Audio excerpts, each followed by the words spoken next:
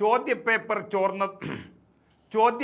ചോർന്നതിൻ്റെ ഗൗരവം മനസ്സിലാക്കിയും രാജ്യത്തെ ജനങ്ങൾ മുഴുവനെതിരാകുന്നു എന്ന യാഥാർത്ഥ്യം മനസ്സിലാക്കിയും പ്രധാനമന്ത്രി നരേന്ദ്രമോദിക്ക് ഇപ്പോൾ ഉറങ്ങാൻ കഴിയുന്നില്ല. ഇന്നലെ അർദ്ധരാത്രിയിൽ ഞെട്ടിയറിഞ്ഞ് ഭയന്ന് വിറച്ച നരേന്ദ്രമോദി ഈ രാജ്യത്തോട് എന്തൊക്കെയോ വിളിച്ചു പറയുന്നത് നമ്മൾ കണ്ടു. സ്ഥിരതയില്ലാത്ത ഒരാളെ പോലെ പ്രധാനമന്ത്രി മാറിയിട്ടുണ്ടെങ്കിൽ അദ്ദേഹം ചെയ്തു കൂട്ടിയ തെറ്റുകൾ നരേന്ദ്രമോദിയെ അലട്ടാനും തിരിഞ്ഞുകൊത്താനും തുടങ്ങിയിരിക്കുന്നു എന്നർത്ഥം. ഉറക്കം പോലും ഇല്ലാതെ ഞെട്ടിയുണർന്ന ഒരാൾ ഉച്ചത്തിൽ കൂകി വിളിക്കാൻ തുടങ്ങിയിട്ടുണ്ടെങ്കിൽ ഈ രാജ്യത്തോട് അദ്ദേഹം പ്രായശ്ചിത്തം നടത്താൻ തയ്യാറായിരിക്കുന്നു എന്നാണ് മനസ്സിലാകുന്നത്. ആരോടോ എന്തൊക്കെയോ വിളിച്ചു പറയണമെന്നുണ്ട്. പ്രധാനമന്ത്രി എന്നുള്ള നിലയിൽ ഈ രാജ്യത്ത് അദ്ദേഹത്തെ വിശ്വസിച്ച കോടിക്കണക്കിന് ആളുകളെ അദ്ദേഹം വഞ്ചിച്ചിരിക്കുന്നു എന്നൊരു ബോധ്യം നരേന്ദ്രമോദിക്ക് വന്നിരിക്കുന്നു. അതുകൊണ്ട് തന്നെ രസതന്ത്രം എന്ന സിനിമയിൽ ഇന്നസെൻ്റ് ഒരു പാറയുടെ മുകളിൽ പോയി തൻ്റെ തെറ്റുകളെല്ലാം ഒറ്റയ്ക്ക് വിളിച്ചു പറയുന്നത് പോലെ മോദിജി അർദ്ധരാത്രിയിൽ വിളിച്ചു പറയുന്നതാണ് നമ്മൾ വീഡിയോയിൽ കണ്ടത്. അദ്ദേഹം പറയുന്നത് ഇങ്ങനെയാണ്: സുഹൃത്തുക്കളെ, ചോദ്യപേപ്പർ ചോർച്ച ഒരു സാധാരണ വിഷയമല്ല എന്നെനിക്കറിയാം. ലക്ഷക്കണക്കിന് വിദ്യാർത്ഥികൾക്കും അവരുടെ രക്ഷിതാക്കൾക്കും ഇത് വലിയ വേദനയുണ്ടാക്കുന്ന ഒരു കാര്യം തന്നെയാണ്. ചോദ്യപേപ്പർ ചോർച്ച സംഭവങ്ങൾക്ക് പിന്നാലെ സർക്കാർ അതിവേഗം നടപടിയെടുത്തു. അതുകൊണ്ട് തന്നെ കഴിഞ്ഞ 2.5 മാസത്തിനിടെ നിരവധി സുപ്രധാന നടപടികൾ സ്വീകരിച്ചു. കുറ്റവാളികളെ പിടികൂടി, അവരിപ്പോൾ ജയിലിലാണ്.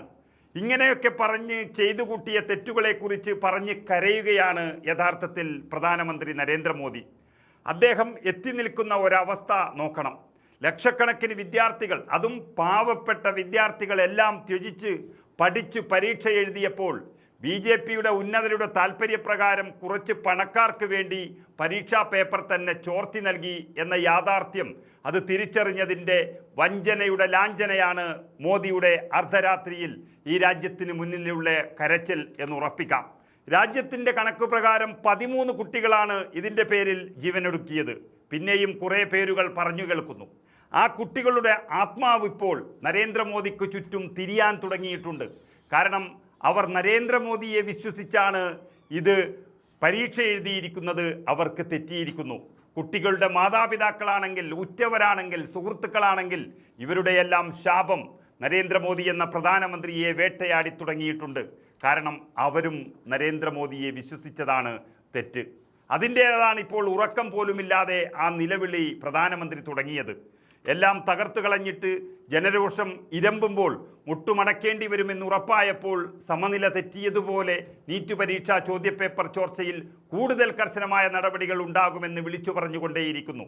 ഇന്നലെ അർദ്ധരാത്രി 11:52 ഞെട്ടിയുണർന്ന് സമൂഹ മാധ്യമങ്ങളിൽ പങ്കുവച്ച വീഡിയോ സന്ദേശത്തിൽ യഥാർത്ഥത്തിൽ അദ്ദേഹം കരയുകയാണ്. കുറ്റവാളികൾക്ക് കടുത്ത ശിക്ഷയും അതിവേഗ വിചാരണയും ഉറപ്പാക്കുന്ന കരട് ബില്ലിന് കേന്ദ്രമന്ത്രിസഭ രൂപം നൽകുമെന്നും അടുത്ത ആഴ്ച ബില്ല് പാർലമെന്റിൽ അവതരിപ്പിക്കുമെന്നും പ്രധാനമന്ത്രി പറയുന്നു. ഈ രാജ്യം മുഴുവൻ കോടിക്കണക്കിന് ആളുകൾ തൻ്റെ കഴിവുകേടും വഞ്ചനയും രാത്രിയിലും ഇരുന്ന് ചർച്ച ചെയ്യുന്നുണ്ടാകും എന്ന് മനസ്സിലാക്കിയപ്പോഴാണ് ഉറക്കം വരാതിരുന്നതും എന്തൊക്കെയോ വിളിച്ചു പറയുന്നതും. എങ്കിലും തെറ്റ് ചെയ്തു എന്നുറപ്പായിട്ടും കേന്ദ്ര മന്ത്രിസഭയിലെ വിദ്യാഭ്യാസ മന്ത്രി ധർമ്മേന്ദ്ര പ്രധാന്റെ രാജിയെക്കുറിച്ച് വീഡിയോ സന്ദേശത്തിൽ പരാമർശമില്ല. അതൊന്ന് ചെയ്തിരുന്നുവെങ്കിൽ തെറ്റ് സമ്മതിക്കുന്നതിന് തുല്യമാണെങ്കിലും ഒരു നടപടിയെടുത്തു എന്ന് പറയാമായിരുന്നു. ഇവിടെ ശബരിമലയിൽ പിണറായി വിജയൻ ചെയ്തതുപോലെ നരേന്ദ്രമോദിയും ആരെയും രാജിവെപ്പിക്കാതെ മുന്നോട്ടു പോകുമെങ്കിലും അതായിരിക്കും ഏറ്റവും വലിയ തോൽവിയിലേക്ക് നയിക്കുക എന്നുറപ്പാണ്.